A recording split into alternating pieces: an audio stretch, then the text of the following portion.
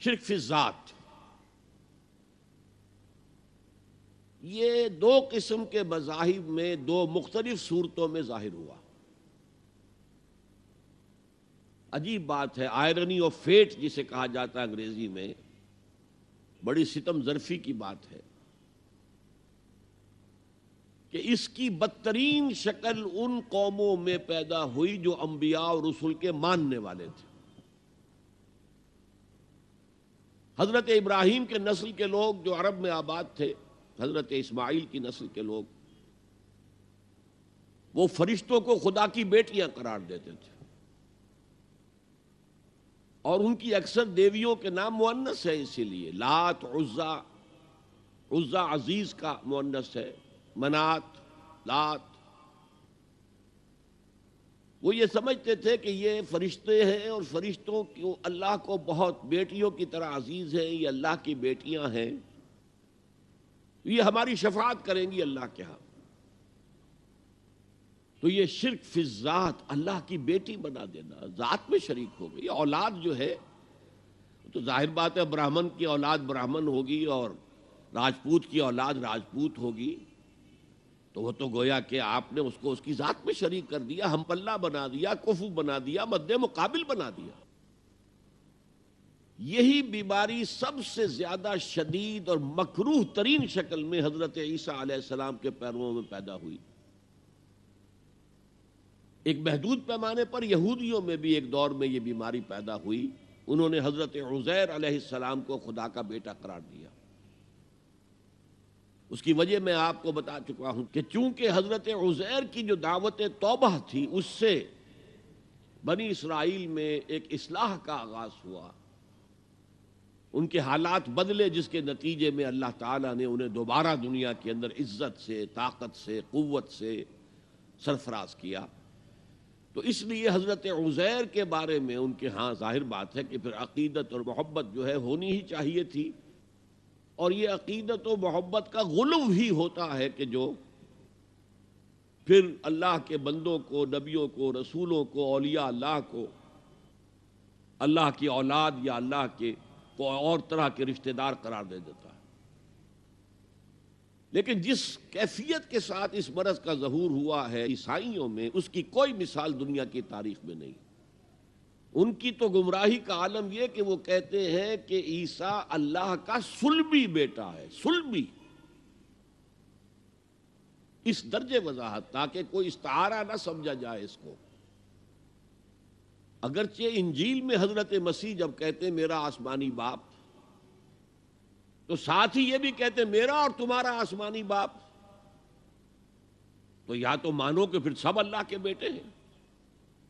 یہ باپ استعارے کے طور پر استعمال کیا گیا، جس سے والد پالتا ہے، پوستا ہے، اسی طرح اللہ تعالیٰ اپنی اولاد فرمایا ہے، حدیث میں آیا ہے الخلق عیال اللہ، تمام مخلوقات جو ہیں اللہ کے کنبے کے مانند ہیں، اللہ ان کا پالنے والا، پوسنے والا ہے۔ اس معنی میں میرا آسمانی باپ، میرا اور تمہارا آسمانی باپ۔ لیکن انہوں نے جو عقیدہ پھر بنایا، صلبی بیٹا ہے اللہ کا، یہ انتہا درجے کی اللہ تعالیٰ کی شان میں گستاخی ہے۔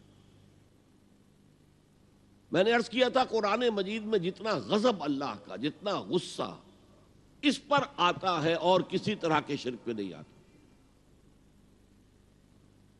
سورہ مریم میں فرمایا وَقَالُوا اتَّخَذَ الرَّحْمَنُ وَلَدًا لَقَدْ جِئْتُمْ شَيْئًا إِدًّا تَكَادُ السَّمَاوَاتُ يَتَفَطَّرْنَ مِنْهُ وَتَنشَقُّ الْأَرْضُ وَتَخِرُّ الْجِبَالُ هَدًّا أَن دَعَوْا لِلرَّحْمَنِ وَلَدًا وَمَا يَنبَغِي لِلرَّحْمَنِ أَن يَتَّخِذَ وَلَدًا۔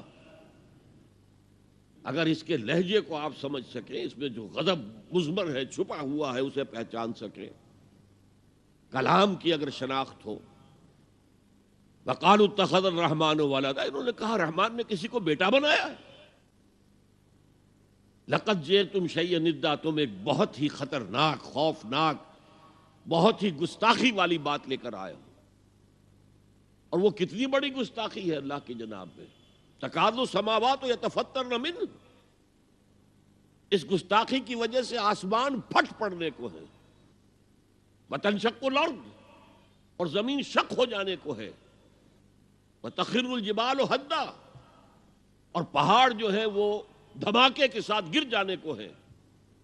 ان دعوا للرحمن ولدا، کہ ان بدبختوں نے اللہ کے لیے، رحمان کے لیے کسی کو بیٹا بنایا ہے. وما ينبغي للرحمن ان يتخذ ولدا، اور اللہ کے شان کے شایان ہی نہیں ہے، رحمان کے شان کے شایان ہی نہیں ہے کہ وہ کسی کو اولاد بنائے. یہ بڑا باریک نکتہ ہے.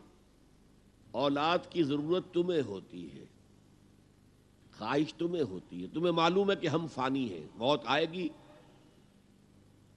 تو ہمارا تو وجود ختم ہو جائے گا. اب اولاد کے ذریعے سے ہمارا ایک معنوی تسلسل برقرار رہے گا، ہمارا نام دنیا میں چلے گا.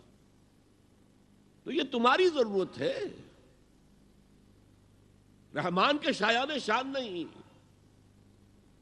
وہ تو اس کی شان یہ ہے حی لا یموت ابداً ابدا، کبھی بھی اس کے اوپر موت طاری ہونے والی نہیں ہے. وہ الحی، لہذا اسے کوئی احتیاج ہی نہیں. لا ينبغي للرحمن ان يتخذ ولدا. تو یہ شرک کی بدترین صورت ہے. اور جیسا کہ میں نے عرض کیا، جو ستم ظریفی والی بات ہے وہ یہ ہے کہ یہ حضرت ابراہیم کے پیروکاروں کے اندر وہ دعویٰ تو یہی کرتے تھے، ہم دین حنیفی پر ہیں، ابراہیم کے دین پر ہیں. اور پھر ایک محدود درجے میں یہودیوں کے ہاں، حضرت موسیٰ کی امت میں، اور شدید ترین اور مکروہ ترین صورت میں عیسائیوں کے ہاں، جنہوں نے حضرت عیسیٰ کو خدا کا بیٹا بنا دیا. یہ شکلیں ظاہر ہوئی.